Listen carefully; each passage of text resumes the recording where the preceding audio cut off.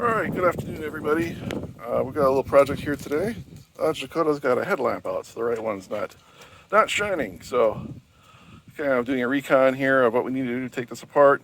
Looks pretty straightforward. Two Phillips head screws on the core support here. So I'll take those out and see what we get. I'm assuming I probably have to dismantle the wire from the side marker light and maybe the parking light as well.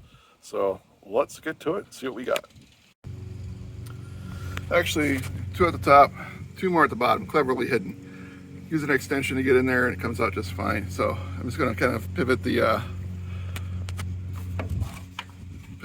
trims around the side marker and turn signal to the side. Looks like 4 screws here, and it's like the headlight bucket, I guess. There's different terminologies for these old school headlights. It's not like the modern style, the cartridges. So we'll take it out. I'm gonna have to line it up a little bit. I think the spring kind of got weak on this. It's kind of tilting in a little bit. So we'll go ahead and put the new one on, see what we get.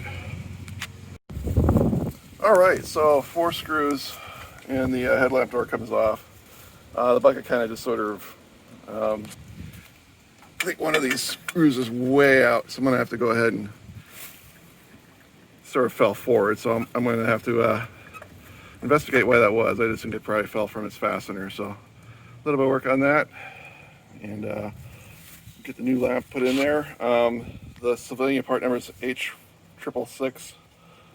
Let me look at that again. Yeah, it's H4666. So you have to remember it's a smaller rectangular sealed beam headlamp. There's a larger one, but late 80s, early 90s, there was a second variation that was used in some Chrysler and GM products.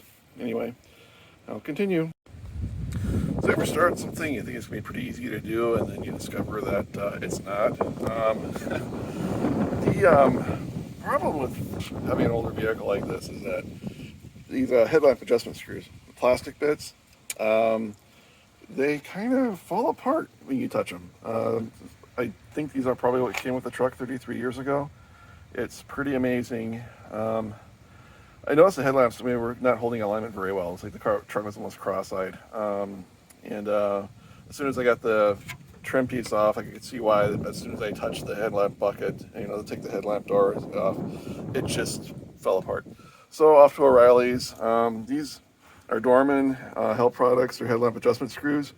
They look pretty similar to what was on the truck or currently on the truck, I should say. So, yeah, a couple of trips to O'Reilly's to replace the wrong size headlamps and getting these Dorman adjustment screws. I need to get another set because I'm going to assume that this side's just as bad as this one. So I'm not going to tear into I was going to replace them in pairs. I'm assuming that the left driver's side headlamp's going to burn out pretty soon. So we'll try to get these together. You ever estimate what's going to take a project, what it'll take to get a project done on a vehicle? Double it. All right, so this top one actually is in not bad shape. I'm going to leave it in there. It's a Torx fitting. This is a Phillips over here, probably more of a universal thing, which is fine. White plastic piece fits in this little rectangular hole, and yeah, I'm going to call it good. I think. I know I'll probably need to have the truck. There's like a way of lighting headlamps. I'm gonna probably, when it's kind of darker out, I'll park it up against a garage wall or something like that, see how close I get. I know they're a little bit more scientific than that, as far as the angles and stuff. But it's better than it was before. A, it's working, and B, it seems like it's aimed a little more straight than before, because this part right here is broken and the spring just pulled it right. And there's a tension spring underneath here that helps hold it in place.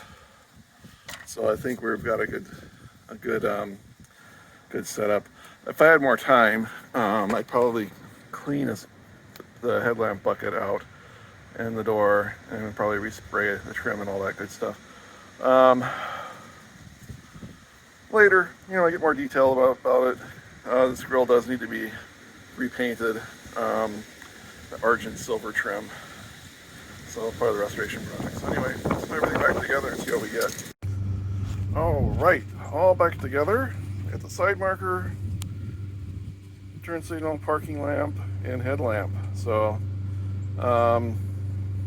yeah, you work on these older vehicles, it's kind of what you get is the you get a little bit of surprises here and there. One other thing I'm going to comment on, these are the Sylvania headlamps. The truck before had Warner's.